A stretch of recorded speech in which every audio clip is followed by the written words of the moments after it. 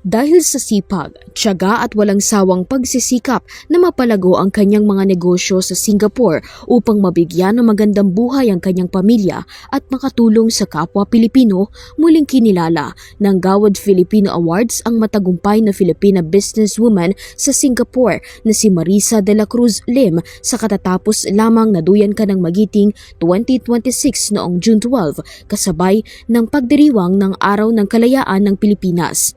Bukod sa pagkilala bilang natatanging Pilipina sa larangan ng pagnanegosyo, hinirang din siya bilang ambassador at presenter ng Gawad Filipino Awards.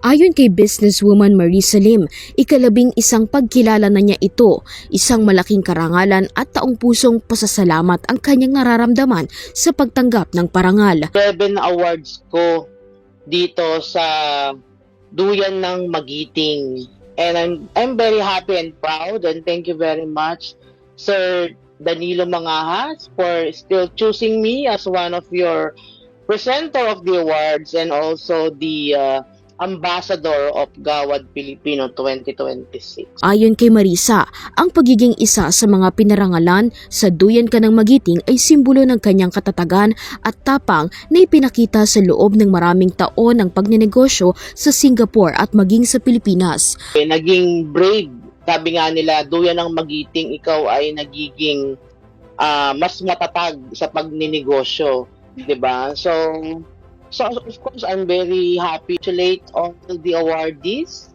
and also all the generals, the policemen, the congressmen, the mayors, and all the government officials in Philippines na talaga namang maraming contribution to help our countries.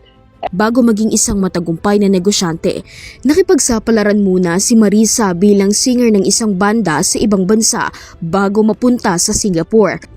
Taong 2000 na magsimula sila ng kanyang asawa sa negosyo sa pamamagitan ng Marisa Filipino Pub at isang karaoke bar matapos silang ikasal.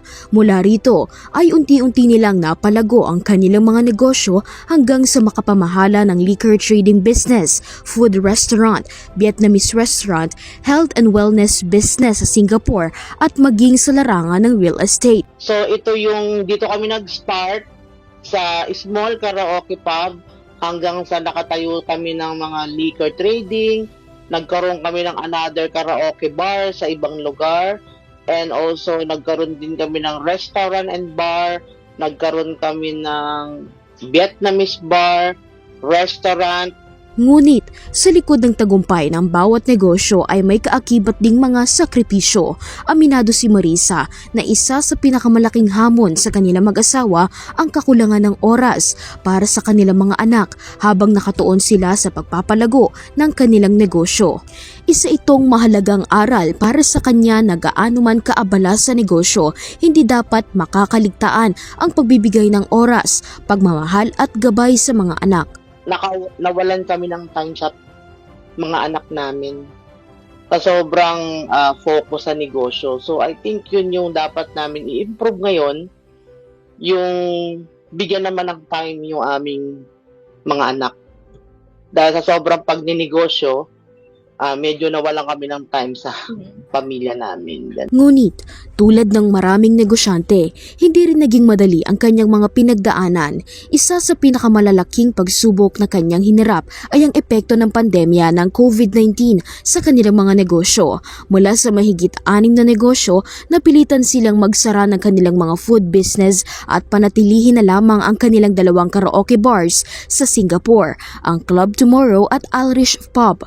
Kasabay nito, itinuloy nila ang kanilang semi-retirement online business na JC Dropshipping Global at ang kanilang mga condominium units sa Pilipinas. Ang ating CEO rito is Mr. Jonathan So, and ang ating Vice President, si VP Carlito Macadangdang. So kami naman ang nagtayo ng online business sa Singapore branch. Ayan. So ito yung mga health and wellness business tsaka food cart business na pwede kang kumita ng 8 ways to earn. Ayon kay Marisa, naging daan din ng JC Dropshipping International upang matulungan ang iba pang Pilipino na nagnanais magnegosyo at magkaroon ng karagdagang pagkakakitaan. Mga Pilipino na nag-for good na sa Pilipinas dahil dito sa ating JC Global Business. Sa kanyang pag-aakalang magiging maayos at payapa na muli ang takbo ng kanyang mga negosyo habang papalapit sa pagreretiro, isang mabigat na pagsubok naman ang sumubok sa kanyang tiwala sa mga taong kanyang inasahan na tutulong sa pamamahala ng kanyang mga negosyo sa Pilipinas. Dahil dito, nagpasya silang mas pagtuunan na lamang ng pansin ang kanilang traditional business at online ventures. Maloko ka or manakawan ka ng mga pinagkakatiwalaan mong tauhan. Yan yung napakasakit. Kasi syempre, as a business owner, 'di ba, ginagawa rin naman natin yung best natin para matulungan yung ating mga tauhan. May kaugnayan ito sa ilang condominium units at mga sasakyang pinaparentahan niya sa Pilipinas. Ayon kay Marisa, tuloy-tuloy ang kanyang pagpapadala ng pambayad para sa mga ari-ariang ito sa isang taong kanyang lubos na pinagkatiwalaan at tinuring na isang pamilya upang mamahala ng kanyang mga negosyo sa bansa. Ngunit kalaunan ay nadiskubre ng kanyang nakatatandang kapatid na hindi pala nailalaan sa tamang pagbabayad ang malalaking halaga ng perang kanyang ipinapadala.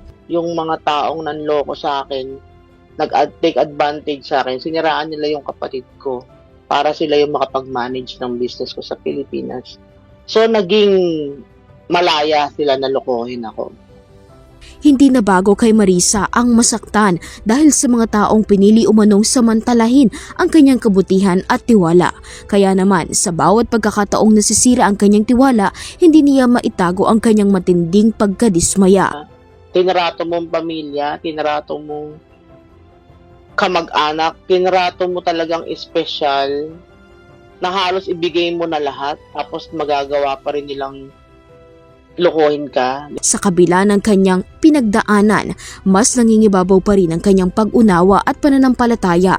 Anya, bagamat ang Diyos ang kanyang pangunahing sandigan, naniniwala rin siya na kung nais ng Diyos na manaig ang hustisya, kinakailangan din niya gumawa ng hakbang upang magsilbing aral ito sa iba.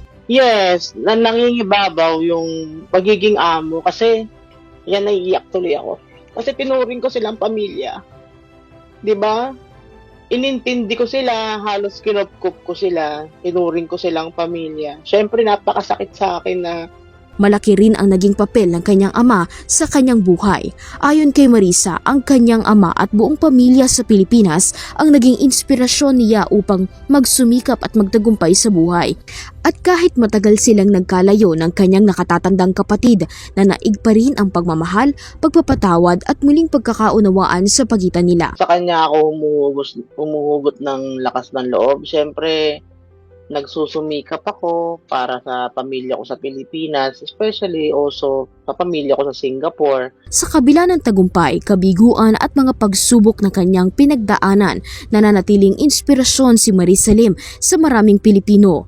Patunay na sa pamamagitan ng sipag, pananampalataya at malasakit sa kapwa, maaaring maabot ang tagumpay habang nagbibigay ng pag-asa at oportunidad sa iba. Para sa Euro TV News, Criza Lopez, sumasaludo sa bawat Pilipino.